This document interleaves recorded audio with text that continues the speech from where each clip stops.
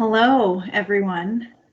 My name is Betsy Davis, and I am the Assistant Director for the Child and Family Studies Department here at the University of South Florida.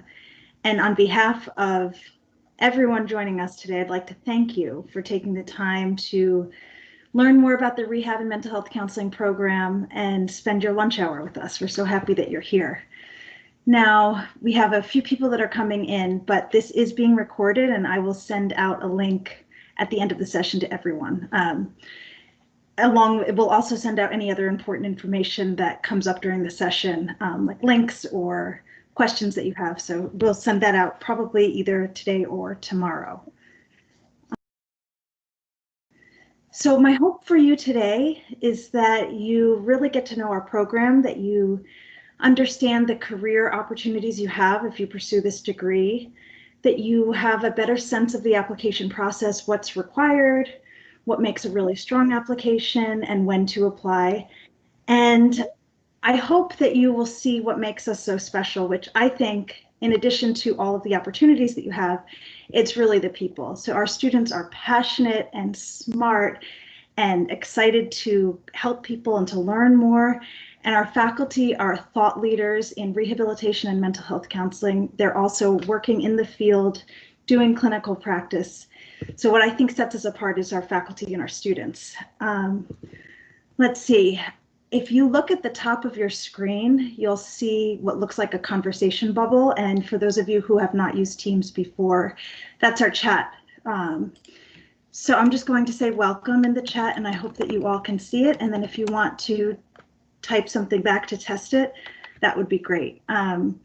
Obviously, we're living in a very virtual world these days, and we want to make this as interactive as possible. So as questions come up, or if you need clarification, feel free to type them into the chat. And if we're able to answer the question on the spot, we will certainly do so. I see a lot of people. Thank you. This is great. We're so happy that you're here. But yeah, we'll answer them either on the spot or at the end of the presentation, because we want to give you the information session that you need to help you see if this is the right program for you. As I said, what I think is the most important part about our program are the people. So we are joined by some faculty members who are really amazing. The director of the Rehab and Mental Health Counseling Program is Dr. Chi-Chin Chu. She's here, along with Dr. Ryan Henry, who's the director of the MFT, the Marriage and Family Therapy Certificate. Dr. Vicki Buckles is the director of the Addictions and Substance Abuse Certificate. Dr. Amanda DePippo is the director of Field Placement. And finally, we're also joined by Terry McKay, our program assistant. Now, my guess is that almost all of you have already been emailing and maybe calling with Terry.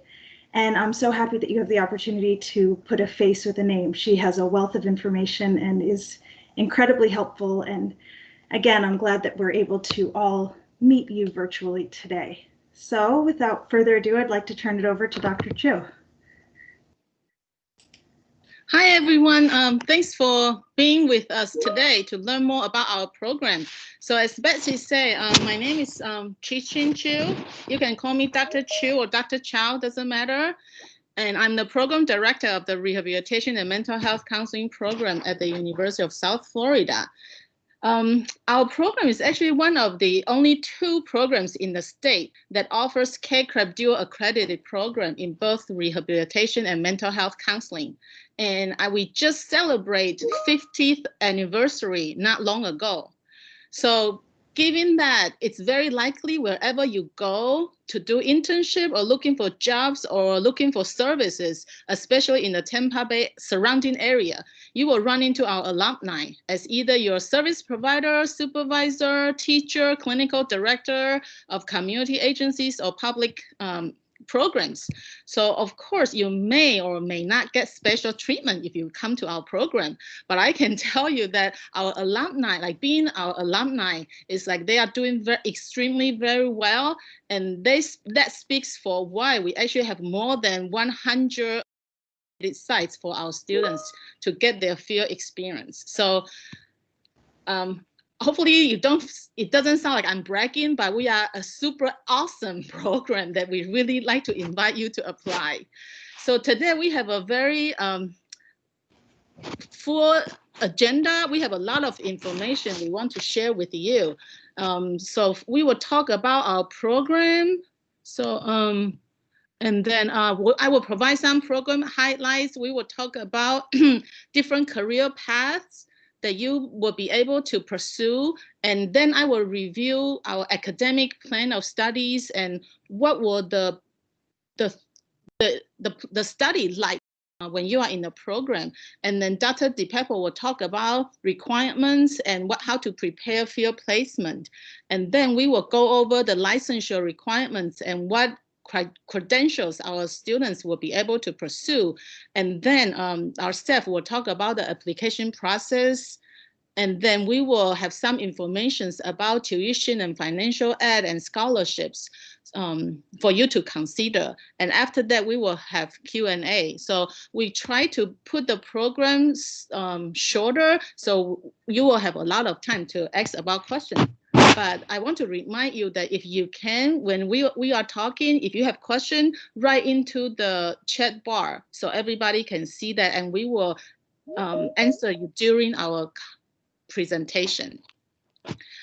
Okay, so let's go to our mission statement first. So like I say, the RMHC program at University of South Florida is actually have a long history. It's more than 50 years old. And the mission of our program is to train quality master level mental health and rehabilitation counselors to promote quality behavioral health care for all, particularly people with disabilities. Our program is actually a terminal clinical degree, which means you will be eligible for license and other credentials to practice independently after completing additional requirements, depending on which state you are going to do your work. And as I mentioned before, our program is still accredited by CACREP. And so you will be automatically eligible upon graduation to become a registered licensed mental health counselor intern, and you may already have a certificate as a certified rehabilitation counselor upon graduation. And we will talk about that in more detail later. Next slide, please. Okay, so this is some highlights of the program. So you can see on the left-hand side, the first thing is that our program focus on real world experience. So while the state requires 700 hours of field placement, our program actually required 900. So we want to make sure you are well prepared. And so you don't feel like, oh, I'm not ready to go into the field. So you will be placed on site to, of course, under supervision to practice your skills. So you will be placed on the field before you have a fully theoretical orientation, so you get some type of get your feet wet first, and then the second semester you will do more in advanced placement, and then you will have your full 40 hours a week type internship. So Dr. DePepper will talk about that later in more detail, but that's really one of our highlight of our program, that we really focus on clinical training. So in order to provide excellent clinical training, we have a faculty line called clinical faculty. All of our clinical faculties also have a private practice on site, so you will get firsthand experience about how to work with clients, especially as well as update theoretical models and strategies to work with clients. And we also have faculties who are focusing on doing research. Our tenure track faculties are very active researchers. We have multiple research projects going on. We get grants from NIH, Department of Education, Veteran Administration, Department of Defense, or private foundations. So if you are interested in doing research, or you may think about going for a doctoral degree, then you will have opportunities to work with them. You can join their research lab or work on their research project. And some of the faculties also hire hourly pay research assistants to help them with their research. So there might be some opportunities for you to get exposure to research opportunities. And lastly, we also have a research faculty that for tenure track and clinical faculty, you will all be taught by all of us, except the research professors. The research faculty are faculty that only do research. So while you are not going to be taught by them, you can still join their research lab and talk to them and see what amazing things they are doing. So I can tell you our faculty are very experienced and active in the field of rehabilitation and mental health counseling. Some of our faculty are also holding a national office in a national rehabilitation and mental health organizations. So I really invite you to come to us and talk to us to get more information about what you may be interested, and we may be able to point you to what things that we are doing, and then we can probably do it together when you come to our program. And then another highlight I want to make is that, like I said, our program is only one of the two in the state that actually prepare students to be eligible for multiple credentials. So upon graduation, you will be eligible to become a licensed, a registered intern for clinical mental health counseling. And then you will also have all the requirements for certified rehabilitation counselors. So you will be able to even graduate with the certification, because people can take the exam when they finish 75% of their coursework. So some of our students actually have that certificate on their belt before they graduate. And we also have two certificate programs to prepare students who are interested in, can we go back to the highlight to, yeah, no, go back again. One slide. Yes, yeah. So we will talk about it in details, but you will be able to become one more further master level certified additional counselors, as well as marriage and family therapist. So that's the career highlight, and all of our students are doing very well. And we get the report from the national exam organization that a lot of, at least 90% of our students passing the exam. So can we go to the next slide? Yes, and one more previous one. So lastly, I just want to mention that our program is somewhat big and not big. Each year we admit around 30 to 40 students. Our program is big enough that you will have variety contact with people from different diversity background, but we are small enough so our students can know each other. We have a student organization called iLink, and they will schedule student activities. We invite professionals to come to give a talk. And then we also have support group that is led by alumni to hang out, provide support for our students, because in master's program it's kind of very intensive, and in this field we need to take care of ourselves. So the support group is going very well. Students are really encouraged by doing the support, and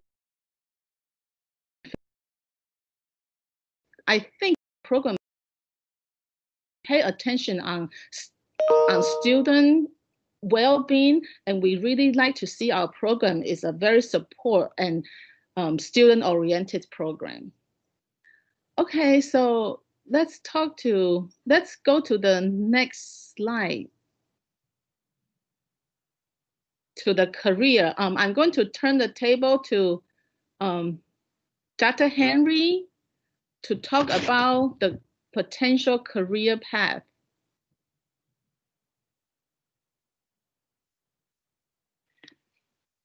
Yes. Okay. Hi, I'm Dr. Henry. I've been at the university and in the program for the last 11 years, and it's been a wonderful experience. I'm a clinical faculty member and also the director of the Marriage and Family Therapy Certificate Program. So if you do the certificate, you'll get some classes from me, and I also teach some of the clinical classes, so I get to meet most of you through the program. So as a graduate, as Dr. Chu mentioned, our degree is a terminal degree, which means that you're going to graduate with everything you need to either go into private practice, to do nonprofit, for-profit, agency work, to work at the VA, to do really any counseling related agency work. Like we were saying earlier, students who graduate will be set up to do their license in mental health counseling, and that allows you to work with individuals, groups, families, and couples. We offer the certificate in marriage and family therapy, which gives you the skill set so that you know how to work with more than one person in the room at one time. And so that add-on, and we'll talk more about that when we get to the certificates. And Dr. Chu, with the CRC and vocational rehab, that's a new term for a lot of our applicants. I wonder if you could just share with them kind of what voc rehab is and why they might be interested in a career in that. Yes, our program is different than traditional clinical mental health counseling program because our students are eligible to become certified rehabilitation counselors. And rehabilitation counseling is actually providing services for people with disabilities, including physical, developmental, and psychological disorders. So upon graduation, as a vocational rehabilitation counselor, you can work in public agencies like the state to help people with disabilities to finding jobs, going back to the community, even sending them for further training. Or you can work with the private agencies in terms of like workers' compensation cases. You can even work for lawyers to evaluate functional limitations in the court. And you can work with forensic and become an expert witness with your CRC. So for a lot of people, yes, it's new, but it's a very in-demand occupation because each year it's estimated there's a 10% occupation increase for the next 10 years for CRC. So if you are interested in working with people with disability, even it's mental health disorders, I think it's a really good career to pursue. And our students are also be eligible to become substance abuse additional professionals, and Dr. Barkos will talk about that in more detail later. Thank you. So this is the options that our students can pursue. On the overarching category, we have non-thesis or thesis track. So most of our students going for non-thesis track, which means that they will finish their program without doing a thesis. And if you want to do a thesis, it will be a 6 credits program that you have to complete a full thesis, that you need to have formed your committee, and then you have to propose your thesis, and then you have to defend your thesis. So I will suggest you to either do non-thesis or thesis. Sometimes our students are very ambitious and they want to do different certification program as well as thesis. And I can tell you that that will be extremely challenging for students. I'm not saying it's impossible, but I would really encourage you to think about either non-thesis or thesis. And even with a non-thesis track, you can still doing research with your professor. It's not that you have to do a thesis in order to participate in research. So in general, you can do just the RMHC MA, so it's a 60 credits program, or you can actually add on to do either a substance abuse certificate or the marriage and family certificate. So we have actually 3 options and then a thesis track. So that's our degree options. Next slides, please.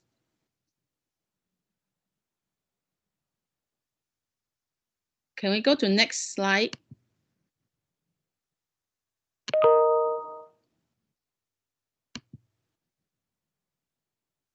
Going back one more. Yes, yeah. So So with all those 3 or 4 options, we also have full-time or part-time plan. So if you choose to do a full-time program, usually it's 3 to 4 classes per semester. And for the accreditation, 60 credits is the requirement for all accredited programs across nation. So it's around 2 years plus 1 summer. So our students usually don't take a break during the summer. So during the summer, they will take 2 or 3 classes. So it will take them 2 years. So there'll be 6 semesters, including summer, plus 1 summer to graduate. No, plus 1 fall to graduate.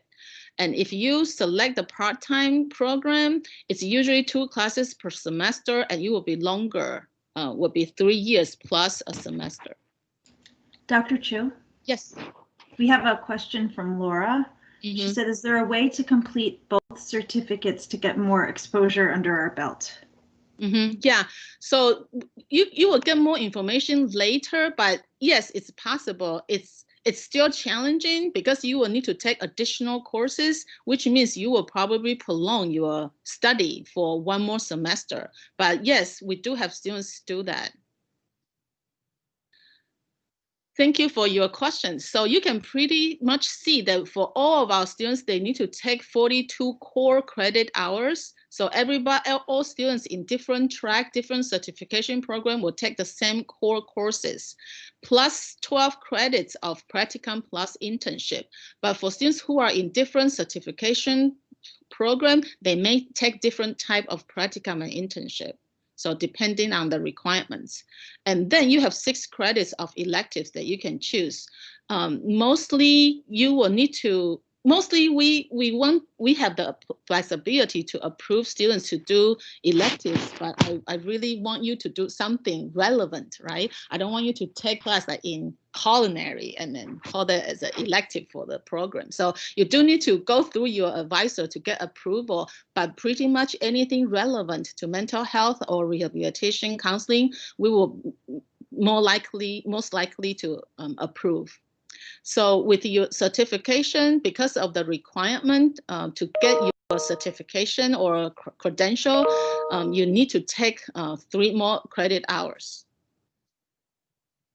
Okay, so this is a sample full-time plan for people who are not in certificate programs. So you can see pretty much each semester you take 3 classes, except for second fall, you have 4 classes. But we are also flexible. As long as the classes are offered during that semester, you are able to switch. So we are currently functioning under a cohort model, which means everybody starts at the same time.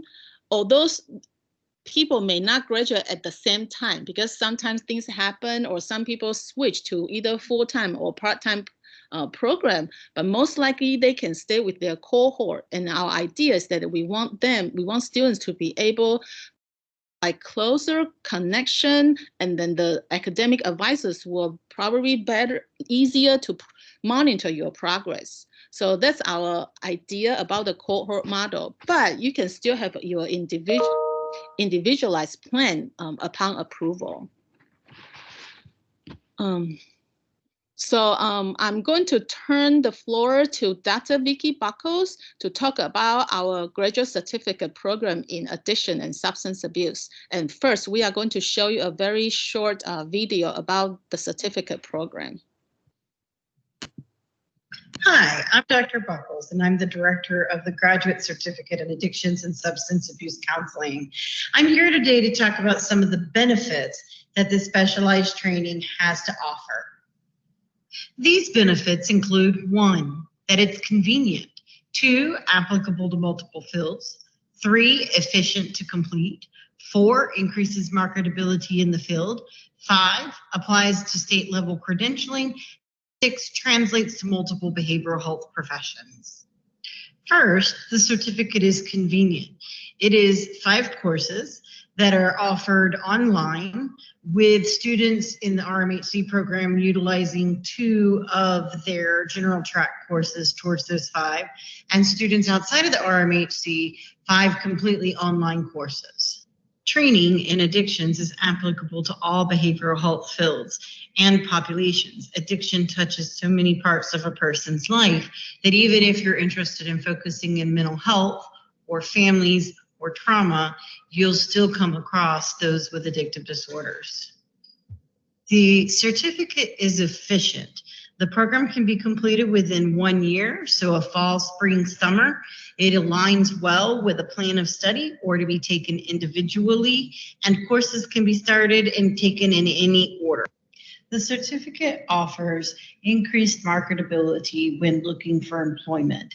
There's an anticipated 22% growth in the field of addictions, but on top of that, having this training and any behavioral health position you may be seeking will set you apart from others seeking employment. The certificate affords students the opportunity to go for state level credentialing as a master's certified addictions professional. The courses work towards the 350 content specific training hours that are necessary to prepare students upon graduation to work on their professional experience. And lastly, the certificate translates well into the field. It identifies you as having a unique skill set that sets you apart from other professionals, knowing that you have a training that is unique from other mental health counseling programs. Furthermore, experiential hours gained in the program count towards your professional experience. For more information on the certificate, how to register, or any questions that you have, please feel free to reach me at my email, vbuckles@usf.edu.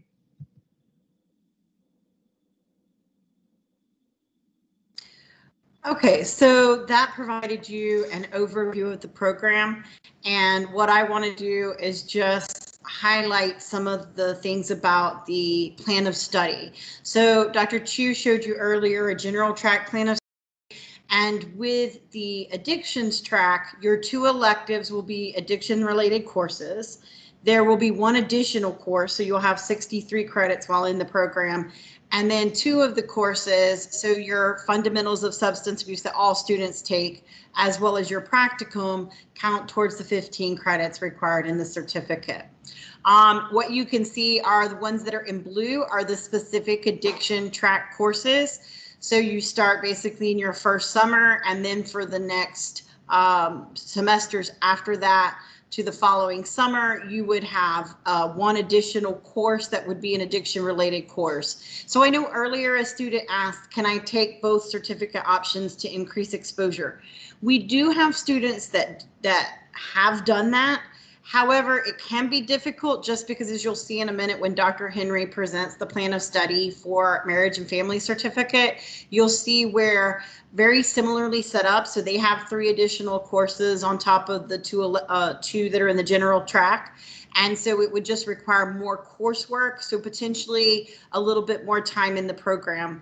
And so really it's up to the individual person. And once you get an advisor, you can, if you're admitted into the program and you get an advisor, you can discuss those options and determine what is the best approach for you. But with the addictions track, you're going to face a lot of addictions in this field. And so this kind of gives you an idea of, if you choose to go this route, what opportunities may be presented and what your plan of study would look like based on this track. And I'm going to turn it over. I believe Dr. Henry's next to talk about marriage and family therapy certificate. Thanks, Dr. Buckles. So the MFT certificate program is actually going through some revisions. The state rules and licensure laws are being updated or have been updated. And so we're re-updating and revising the MFT certificate. So the plan of study that Dr. Buckles referred to will be different. So we've taken it out of this presentation. But the overall purpose of the certificate is still the same, which is to prepare you to gain the skill set and the needed knowledge and understanding of family dynamics, so that you can take your work with individuals and expand that work to relationships, the family, the romantic relationships of the individuals that you're working with. It is a different skill set to work with more than one person in the room. And so the program is designed to help you to gain that skill set. The basic outline of the certificate will be similar to what you saw in the addictions, and that it will probably have 2 core classes that will be met through the program, the RMHC program requirements already. And then there'll be probably 3 electives that you'll be able to choose specific classes that you will like to take.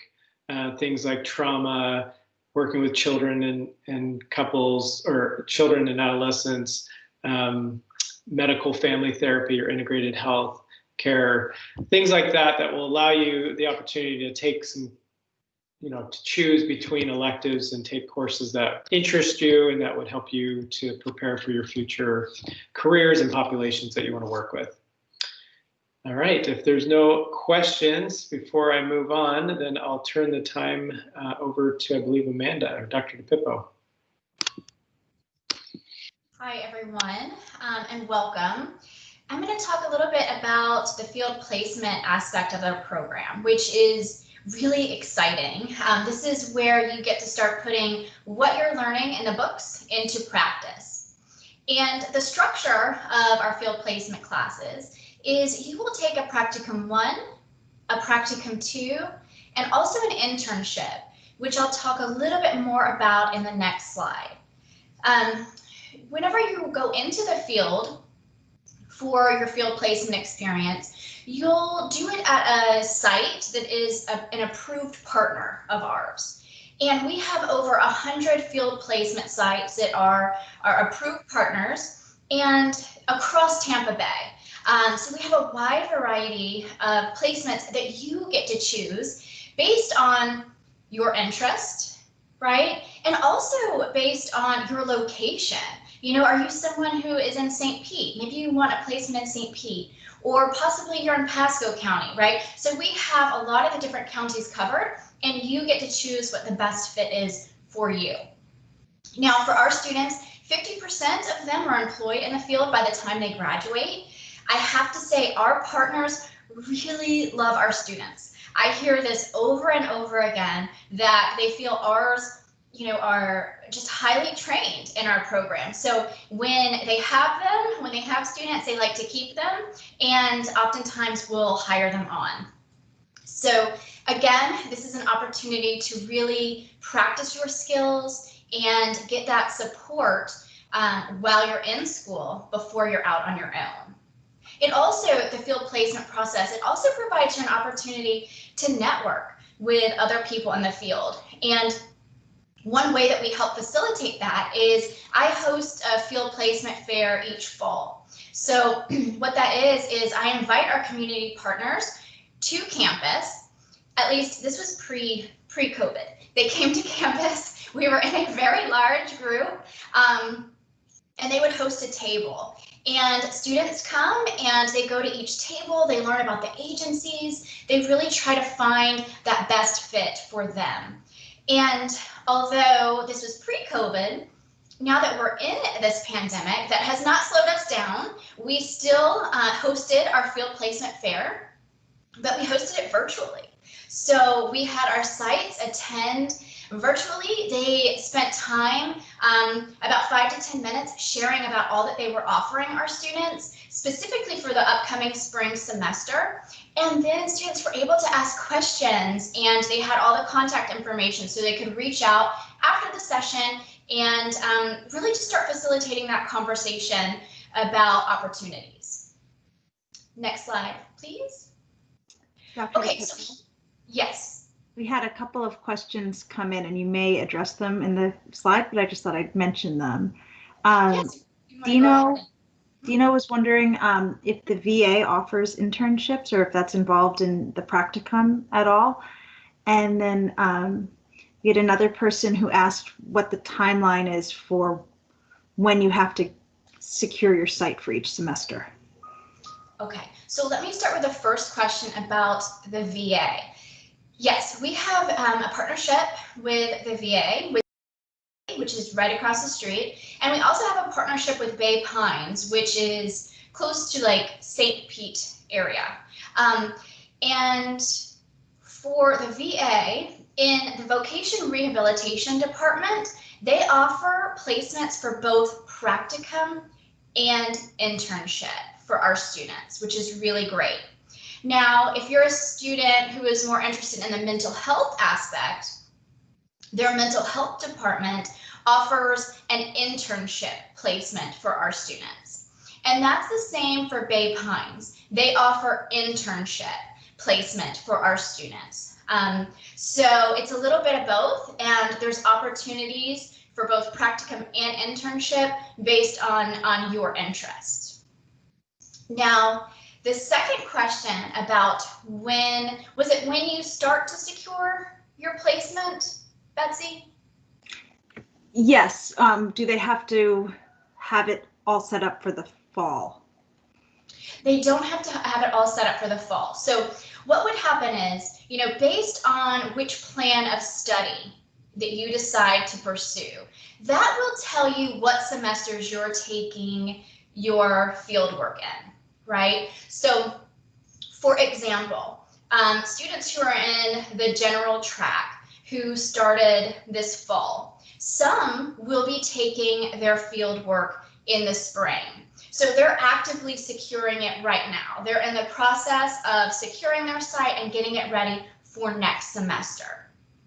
But let's say you're on a different track and maybe you're not going to do your field work until the following fall. Then you would start securing your site in the spring.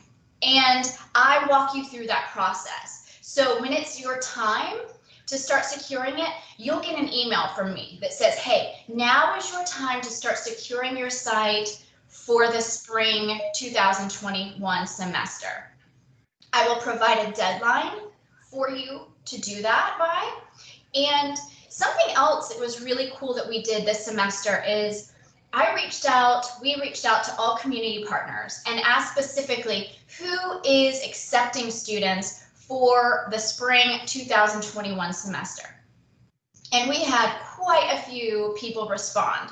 So we formed this really, really cool, you guys will have to see it. It's an excellent booklet. It came out fantastic. And so we have this booklet, we have all of this information about the sites that are specifically recruiting for the spring semester and all the details needed. So we were able to disseminate that to the students, and then that helped narrow their search, right? Okay, I know these sites are actively looking for the spring semester.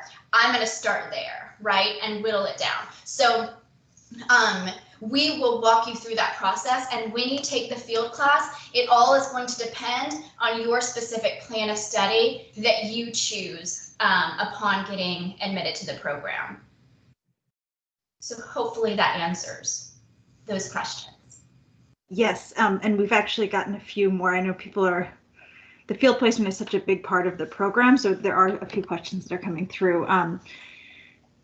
Jean Cassia said that she has 300 practicum and 400 internship hours already. Can that count towards the program?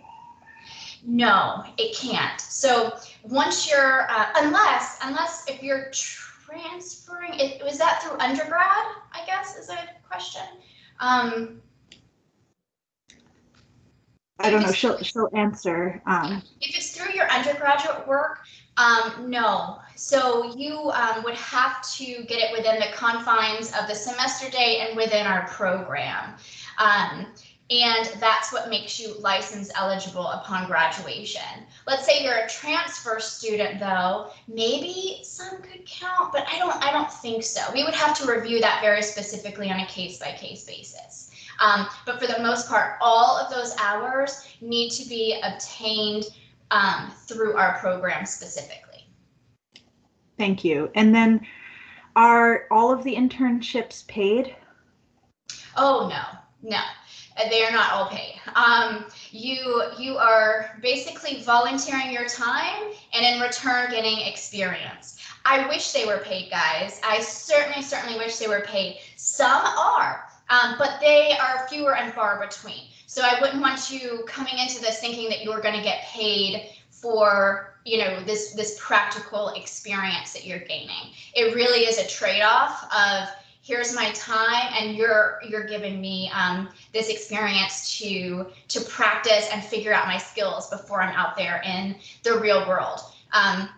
Now again, sometimes practicum 1 and their sites will hire them throughout their time with them. So it is possible, but certainly not all offer a financial compensation. Thank you. And then this kind of dovetails with what you just said. If I were a student and I had my first practicum 1 experience was excellent, I got along really well with my agency, I developed some good relationships with clients, would I be able to stay at that placement for both practicums and internships? And can you talk a little bit about if there's a trend where students tend to do one or the other? Yes, you absolutely could.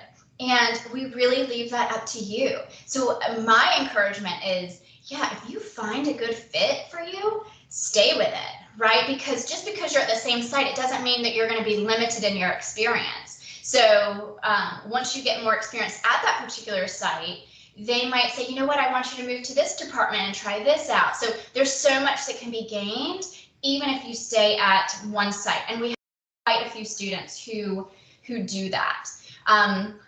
We do recommend, this isn't a hard, fast rule by any means, but we do recommend that students stay at the same site for practicum 1 and practicum 2, only because it's very part-time, so it allows you to get a more rich experience, right, if you stay at the same site for those two.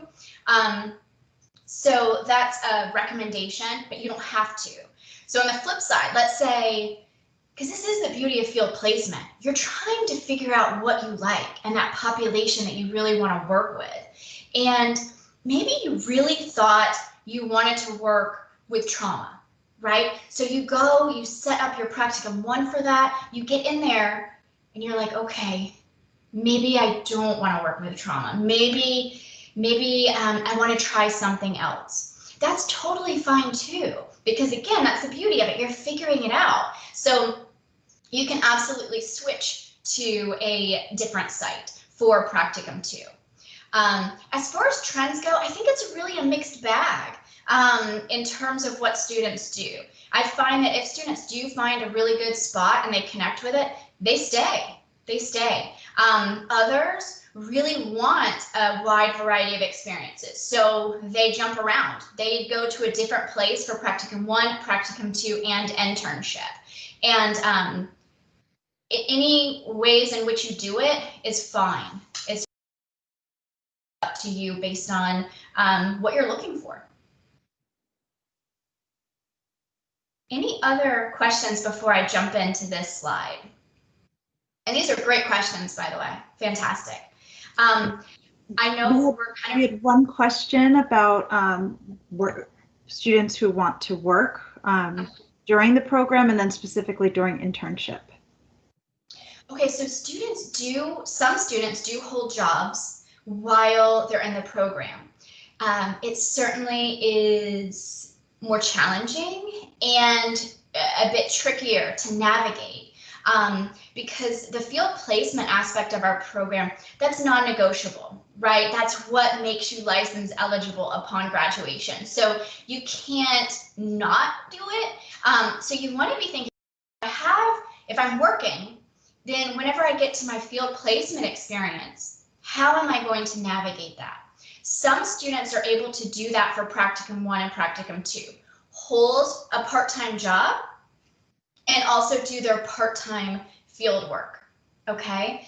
Now, when you get to internship, it would be impossible to work a full-time job or a part-time job and do your full-time internship. But you know that it's coming. That's your last class that you take in the program is internship. You know it's coming. So you would want to plan ahead for that, to say, okay, I know that maybe my job, I'm going to have to make some changes to it, take some time off from it, something along those lines to allow you to do your full-time internship, because that is a 40-hour-a-week commitment each week over the span of the semester. So again, you can see why it would be impossible to hold a full-time job and then a full-time internship. And that goes right into this slide, the field placement experience. Oh, one thing before I go to that, some students though find a job that can also satisfy the requirements of their field work. So in that case, you're working and getting paid while also accruing the hours needed for your field placement experience. We do have students that do that, and as long as it's approved by myself, then it's totally fine to do that. That would be the best case scenario, particularly for your final internship. Okay, so let's take a quick look here at the hour breakdown. As I mentioned, you have 3 separate classes, practicum 1, 2, and internship. And here are the hour breakdown. Overall, the goal is 900 hours in the field. So for practicum 1 and 2, you're looking at obtaining 150 hours in each course over the span of the semester. So you're looking at about 10 hours per week where you're on your site, in addition to attending a class on campus. Okay, and then when you get to your final internship, as I mentioned, this is a 600-hour requirement over the span of the semester, which breaks down to 40 hours per week. Okay, so that's the hour breakdown. Next slide, please. Okay, and then path to licensure. So upon graduation, you don't automatically get a license, right? There's still some steps. What our program does, which is similar to other programs across the nation, is it makes you license eligible, okay? And that's what you need. So you would graduate. After graduating with our program, which is KCREP accredited, you would then register with the state board to become a registered intern in the state of Florida, okay? Once you become a registered intern, you will need to pass your licensing exam. You will also need to collect your clinical hours. So as a registered intern, you are required to obtain 1,500 hours of direct client contact. And you achieve that over the span in no less than 2 years, okay? And in no more than 5 years, okay? So 1,500 hours is what you're working on achieving over that 2-year span. You'll also need 100 hours of supervision during that time. So you're working in the field, you have a job, right? And you're obtaining these clinical hours. Once you've met your clinical hour requirement, along with your supervision, and you've passed the counseling exam, you can then apply to become and get your full license. Okay, so there's still steps to take after graduation, but of course we walk you through this process. Right? We talk a lot about this in internship right before you graduate, so everybody has a firm handle on what they need to do in order to reach that ultimate goal of becoming a licensed mental health counselor. Okay, and I think that's my final slide, I believe. Okay, you have one question that I think is worth clarifying. Yes. Can you think the word internship can be a little bit confusing because there's an internship in the final semester and then you become a registered intern. So I don't know if you want to speak to that a little. Yes, excellent question. And it does get super confusing. So, and they're used both ways. So in our program, you have internship and you're also considered an intern. That is specific to our program though. And those hours make you license eligible. Okay, so then once you graduate, none of those hours count toward this new internship experience, unfortunately. Okay, but here's the deal, guys. We're working with human beings. We're working with humans. And so we have to make sure that we know what we're doing. And so that's why our state, the state, you know, in general, other states too, but Florida, they take it seriously.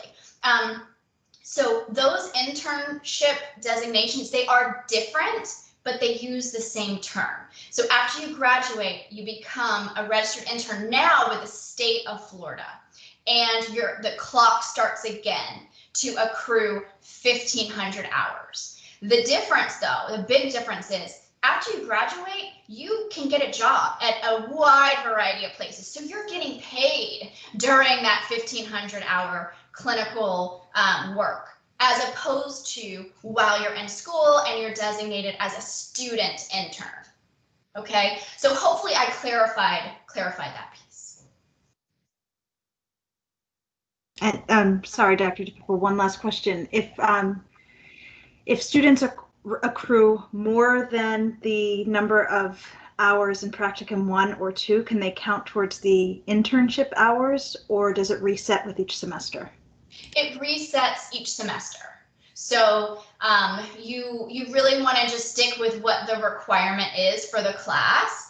Unless you're just looking for that extra experience and you have the time to do it, but the clock starts over each semester. So it's 150, 150, and then the 600.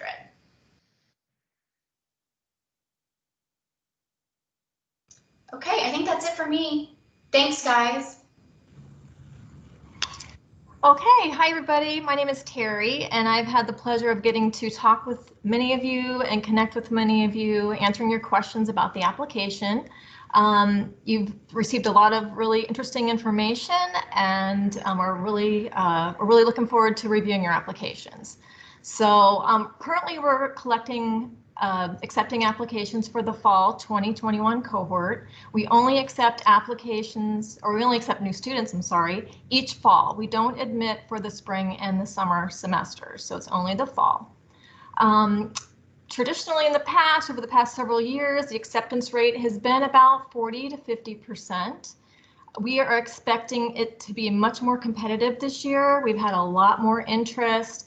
And we expect to get a lot more applications, so that might be reduced. We have 35 openings that we're going to be filling. So it's very important that you're going to submit a very strong application. So what do you need to do? You want to complete your application by January 15th. And there are 6 things that you'll want to complete. Now, that is the priority deadline, January 15th. And what that means is the people who submit and complete their application by that date will receive consideration first. You can still submit your application afterwards, but you're risking the chance on not being considered. So if we fill all the spots with those people that submitted their application by January 15th, we may or may not be able to look at people who submit after. So we really encourage you to get your application completed as soon as possible. So what you'll want to do is you'll want to go online and you'll complete the application. You're going to upload your resume. You're going to write a personal statement. It'll be 1 to 2 pages. You want to write about tell us a little bit about yourself, maybe some of your accomplishments. Here's a good place to talk about any research that you've completed, any related work experience, anything that will help you stand out. Explain to us, why are you pursuing this program and what your career aspirations are. Then you're going to want to provide 3 emails of recommenders. So what happens is when you're in the application portal, you enter in those email addresses, and once you submit your application, an email will be sent to your recommenders directly, and they'll upload the letter on your behalf, and they'll come right back and load right into your application. One of those letters should, well, at least one of those letters should be from a former professor. You can have more than one. Those are the highly coveted letters, the ones that come from the professors, but you need to have at least 3 letters of recommendation altogether. And I was just going to ask Dr. Henry, what do you look for in those letters of recommendation? Yeah, so we want to see, especially in your academic letters, we want to see that how you perform in the classroom. So we're looking for feedback from those instructors on your ability to get along with other students, your ability to perform well in the class, follow through on assignments, be prompt and on time, all the things that go into being a good graduate student, we want to see show up in those academic letters. If you get a letter from person who is maybe an employer, and maybe let's say you're currently waiting tables, then have that person speak to the skills that would be transferable to the field that you're going into. Have them talk about your interpersonal skills, your ability to handle conflict, but anything that would speak to how you would do in a counseling field. So that's really the goal. The least helpful letters of recommendation or personal letters of recommendation from friends or family associates.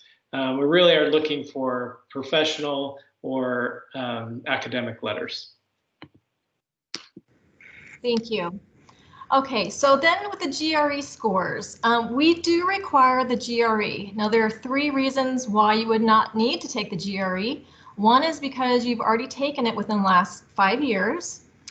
2, if you already have a master's degree, you completed another master's degree, you could request, you can send an email to me requesting a waiver from the GRE, and that will be taken into consideration, and you'll be given an answer about that.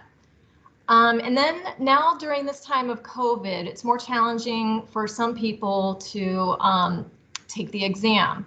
So we are allowing, if you have extenuating circumstances, we only expect to maybe approve a few of these. This is going to be more of an exception. But if you have extenuating circumstances that are preventing you from taking the test, we will take that into consideration. You'll need to send me an email with the reasons that you're unable to take the exam, and that will be reviewed by the faculty for determination. You want to take the GRE or submit your waiver request as soon as possible, because the deadline date is, or the priority deadline date is coming up January 15th, and it does take time to get those test results back. And if for some reason you were to submit a waiver due to COVID and you were denied, you would be expected to take the GRE exam. Okay, so then you would need to upload an unofficial copy of your transcripts and follow up with having your transcripts sent from every college that you've attended.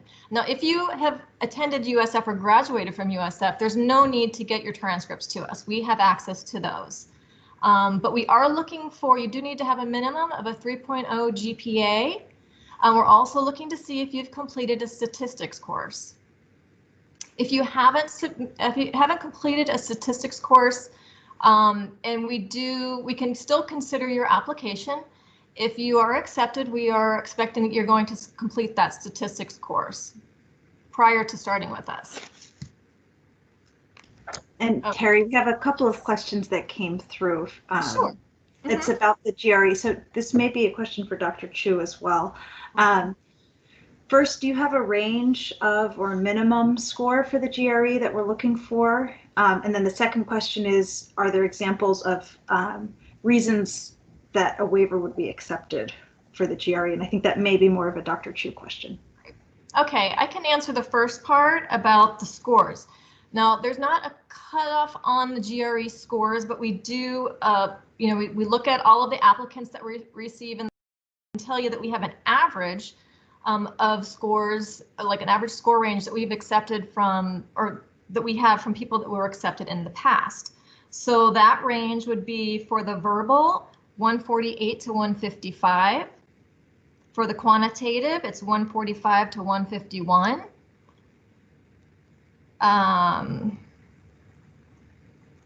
Yeah, and then the writing piece is like a 3.5 and above. So the analytical writing.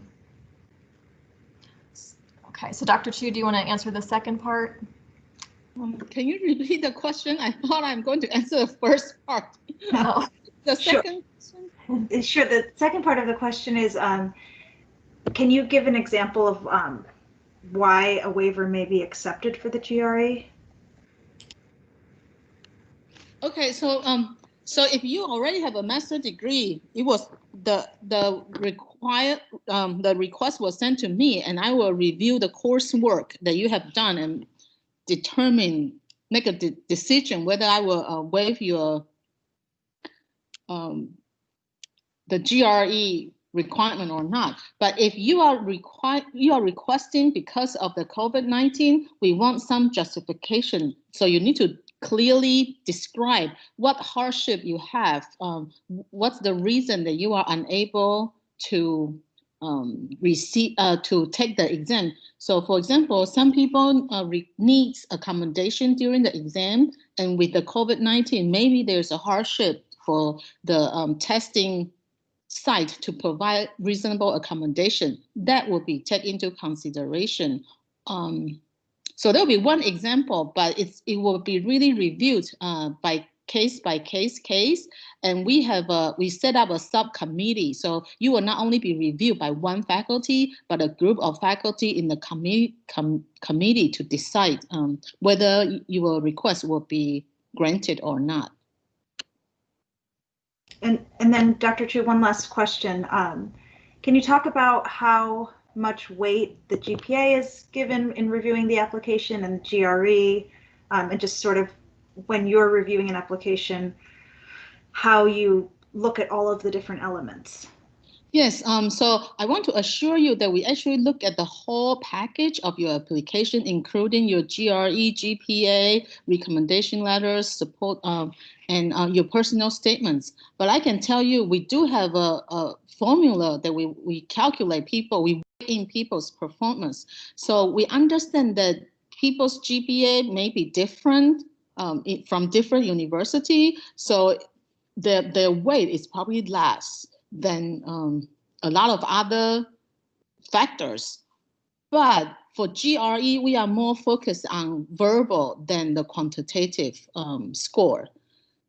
So we are actually in the process of reviewing the formula as well. And everybody will get an equal review. And I'm telling you, we are not, as long as you make the cutoff, like it's relative. It's not, it's not that if you don't meet a certain criteria, you won't be able to get an interview. So I want you to focus on, usually people will get the interview, but you have to prepare for your interview as well, because I think that's where we want to know whether we are a good match for you and if you are a good match for the program. Does that answer your question? Can I add one thing to that, Dr. Chu? Yes, please. I would think about your application as a whole, and if there is a weakness in your application, then make sure you have something that balances that out. Meaning, if your GPA is low, then you want to have GRE scores that show that you can do graduate work, right? If your GRE scores are really low, then you want to make sure your GPA is like top notch and you have strong letters of recommendations. If you are struggling in both those areas, then you would want to have really good work experience, right? To balance out maybe the academic piece with professional experience. So if you see an area that's a little weaker, then make sure you have something else that balances that out, because we are looking at the whole package. And so anyways. Yes, yeah, that's really well said. Okay, thank you. And then the last piece is there's two forms that you'll have to sign and upload, the accountability, background, and drug screen forms. And basically it's an acknowledgement because we place our students out in the field. Some of those field sites do require drug testing, fingerprinting, background screens, and that's we just need to let you know and you acknowledge that that will be coming up when field placement comes around. Not all sites require it, but many, many do. So that would complete your application. Again, you want to have that done by January 15th. We will begin reviewing those applications towards the end of the year, selecting candidates to come in or not come in. I think we're going to have virtual interviews in the spring. Interviews will take place between January, February. Some of the decisions that we make will take place right away, while others might take longer until we completely fill all of those openings. So that is the process. Any other questions? I'll be happy to answer any questions you have. I've also sent out to people that have contacted me or requested information about our program. I have a welcome packet that I would be happy to email to you if you haven't received one or if you haven't contacted us yet. And you can just contact me directly. My email is rmhcprogramassistant@usf.edu. So if you haven't gotten one of those packages and you want one, please email me and I'll be happy to get that out to you. Thank you.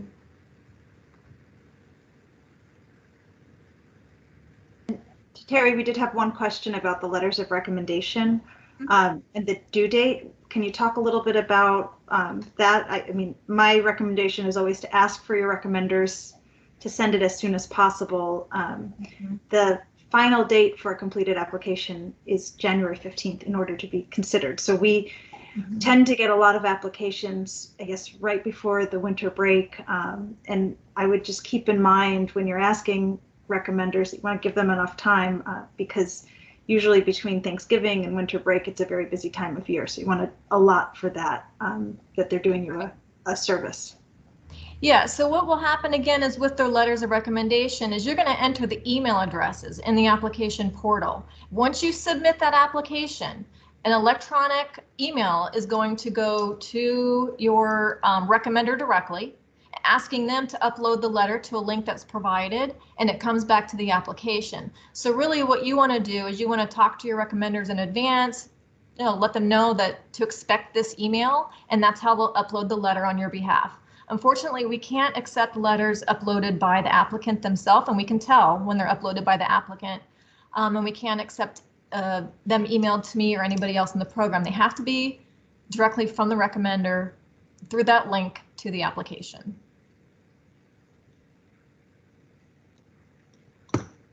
Okay.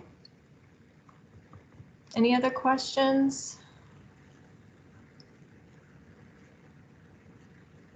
Okay, all right. Well, I guess if there's no other questions, Betsy, then we are finished. We ran a little over time. Thank you for joining us. Oh, sure. So yeah, there's a few people that have asked questions about, Dina will be sending out the email with the recording as soon as it's processed, which likely will be by the end of the day and possibly early tomorrow morning. And we will also do our best to include websites that may be helpful for answering questions and things that we mentioned today. And I'm just looking, there are some questions that are coming through. We still have some things to cover as well.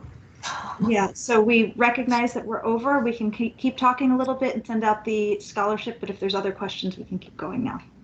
Okay. All right. So I'm just going to go ahead. I'm sorry. I completely apologize. Okay. So the cost per credit hour currently is $431.43. For 60 credit hours, that comes to about $26,000. That's for the entire 60 credit hour program. If you're out of state, it would be double that. So Betsy, do you want to talk about the scholarships? Yes. Hi, everyone. Yeah, I know that applying for graduate school and considering the cost is a big piece of the program. We'll send out a link to our financial aid page as well, but we have collected a working list of scholarships that our students regularly apply for and are awarded, and I will include that right now in the chat, but you can see it on our website. So I'm including the website here. And then this is a working list. One of our faculty members went through, kind of combed the web and looked for all scholarships that may apply to our counseling students. And last year we did a scholarship boot camp where we partnered with the Career Services Office, and we helped workshop with students to get their statements prepared and their CVs or resumes created so they could apply to scholarships. So we find that our students have been successful in securing scholarships. Okay, and then Dr. Chu, would you like to talk about the RSA scholarship? Yes, yeah. So briefly, our program has been awarded $1 million of RSA training grant to provide training for students who are interested in pursuing vocational rehabilitation counseling field. So it's a 5-year cycle grant, but each student will have to apply in the spring. So when you come in the fall, that you will apply for a spring semester scholarship. So it will be a set amount of stipends that you will be able to use the fund to either pay for your tuition or for your living. So you will get the money and you decide how to use those money. And most of our students use those to pay their tuition. So it will be a 3 semester of stipend, and there's a payback requirement for per semester. You take the it's a 1 year of commitment that you will committed to work in the field of vocational rehabilitation after you graduate. So typically it's 3 semesters usually, and then so there would be a 3 years of payback obligation. And with that, you are able to work in the private agencies as long as they have a contract or they are a vendor of provide services for individual with disabilities with the public agency. So if you have questions, let me know or email me. I will be happy to answer your questions.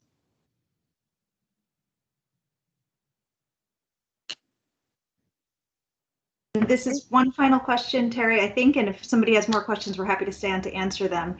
Can you tell us about what happens when an applicant types in the email address for the recommenders, how that works, and if there's ways to troubleshoot it going to a spam folder or anything like that? Okay, so what I recommend you do in the application portal, there's an area that you enter the recommenders into. I think one of the things that does delay people's applications is the follow-up with the recommenders and ensure those recommenders submit. You can create an account with USF, and you can monitor your application status, so you can see if the letters have arrived or not. But yeah, I guess it just requires some good old-fashioned follow-up to make sure that they've submitted those letters. And if you have somebody that's slower, you might have to follow up with them a few times. So, because just make sure they understand that students need to look for that, check their spam email. That does happen to people sometimes. And to get that in as quickly as they can, because I'm sure they want you to be considered for our program. So. Thank you. And then as far as the waivers for the GRE, that letter, can that be submitted without a completed application? What does need to be completed before a waiver will be considered?